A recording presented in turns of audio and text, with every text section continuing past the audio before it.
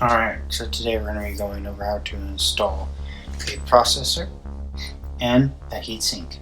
So, things you'll need to know: what processor you need and what heatsink will be compatible with the socket of your processor. So, first things first, a processor.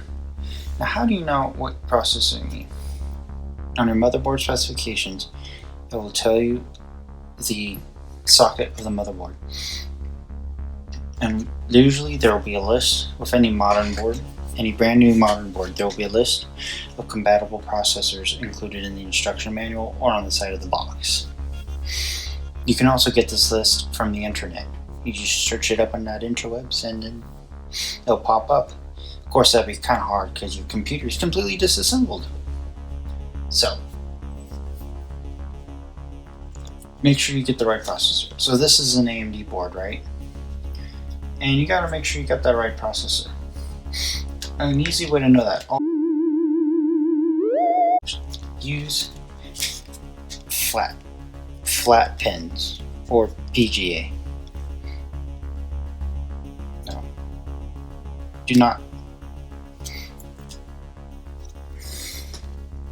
All modern Intel processors from like 2005 onwards use these flat boys right here. You see them? Flat.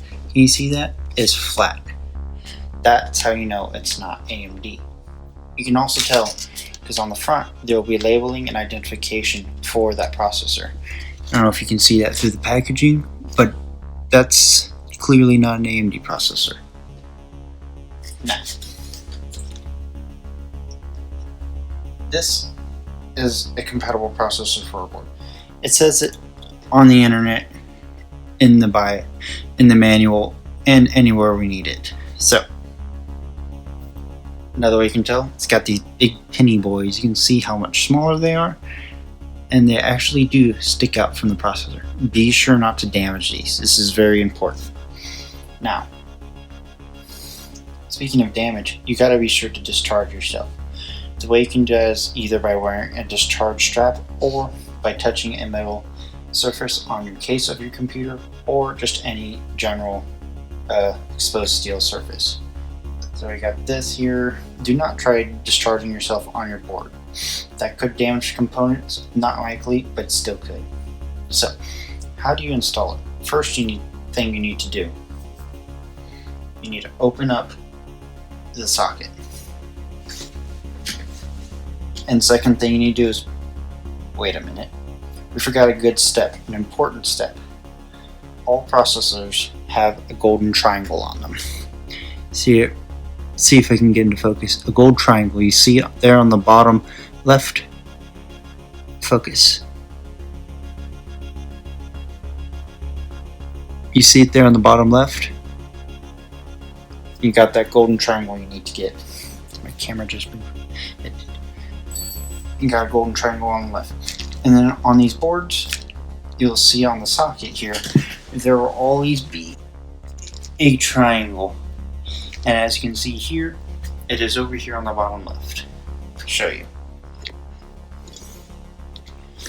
I don't have very good lighting, but if you can see that, bottom left right there is a triangle. That is the way all boards will function. Alright, welcome back. So, now we figured that out. You just turn the processor that direction, simply line it up, and you simply let go. And do not want to push, bend, or twist. There you go. And once the processor is seated, it will slide down. There's no pushing, no twisting, no anything. It will just simply slide down. And what you need to do next is lock the processor in. So you pull this pin and it will simply snap down into its spot. Now that you have your processor in, you got to make sure it's properly cooled. So you got to make sure you got the right heatsink. And there are two ways to cool it. You can either use liquid cooling, or air cooling. Now, air cooling uses a fan, and it blows air through a heatsink.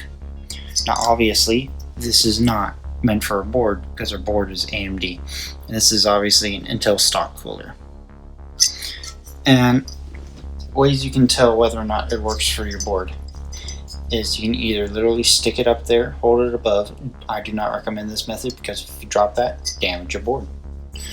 Another way is looking at the specifications. So your board will say what it's compatible with, what socket it is, and the heatsink will also tell you what socket it's compatible with.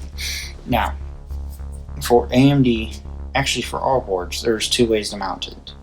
You can either be directly screwed, you see here, got the screws on the standard AMD cooler that works with all socket AM1s, or you can use these push pins, in which you just push down, and it snaps over in a specific direction. Now those are two ways that you could do it. What we're going to be doing today, now either way works, as long as you have the proper cooler that's for the proper socket. And another important thing to remember, your backplate. This is what holds the socket to the board. Now you could get around this without using a backplate, but it's not smart.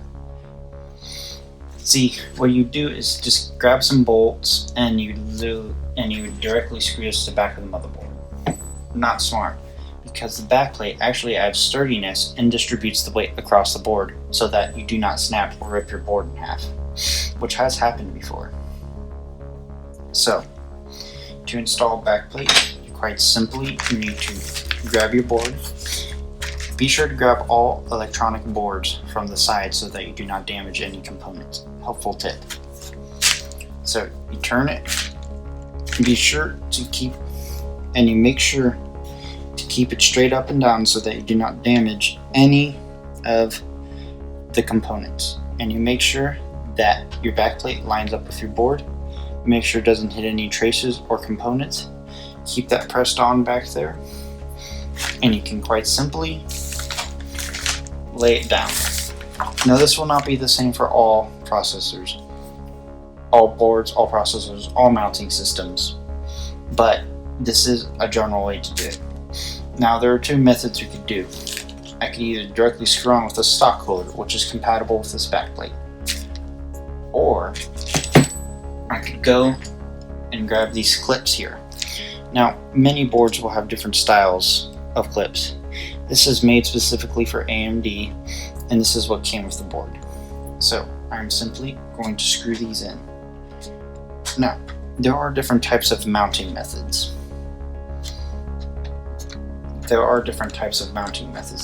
Such as hard mounting and soft mounting. And these differences is in the screwing in of the heatsink. So I can show you the difference. A hard mount would not have this spring and the screw would directly hit the metal. This is an older method that is not commonly used, as you could break the processor if you screw too hard. Soft mount is with a spring method, which is what these screws have. They have these springs here, and this all heat sinks that have this style of pushover method are all spring mounted. Now with these sockets, you want to make sure that these hooks are facing towards the outside of the board. If you have them facing inside your processor, your heat sink will simply not mount. So you just screw that on.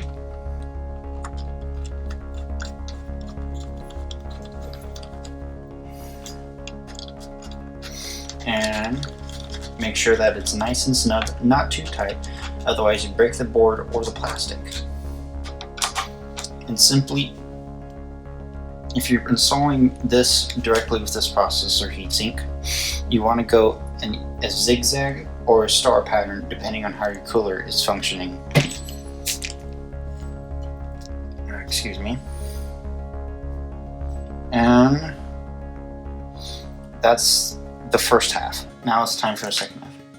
Now you quite simply just take your weight, simply take your cooler, and this is where many people will get screwed up. You've got to remember to add the thermal grease or thermal paste, thermal goop paste, however you apply it. You can simply get this from any computer store, Best Buy, Micro Center, any stores like that. And you can also order this online. This is just some cheap Chinese silver paste, and it works quite well for my application needed. So what you do is, generally you should be safe if you apply a general pea size drop, not like that, but you can do that. And some people say it's never too much. Don't apply it too much, because then it gets everywhere and just makes a big mess, and it can actually short out depending on how this grease is made.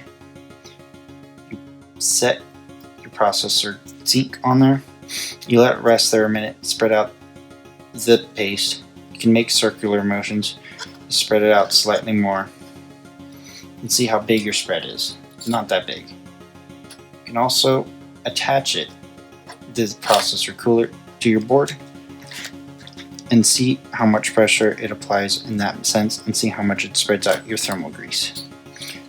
Now you can see with just that small amount, it spread it out over the main central portion of the processor, which that is good. Which means that we'll get a decent heat distribution, but it's not covering the entire processor, which is what I want, because I want optimal cooling. I do not recommend this if you're a beginner, because you can overdo it, but you just simply add 4 spots to the corners. Now, if you know for a fact that it won't reach all 4 corners your middle spot plug, you can simply do this in the very beginning. You simply press down and do your simple rotations to help spread it. You can also use a credit card to spread it, which is what I would actually recommend for beginners, so that, as I said before, you do not screw anything up. And voila! Almost complete spread. And that little portion does not matter, as there's actually not really anything under that portion if you look at this processor schematics.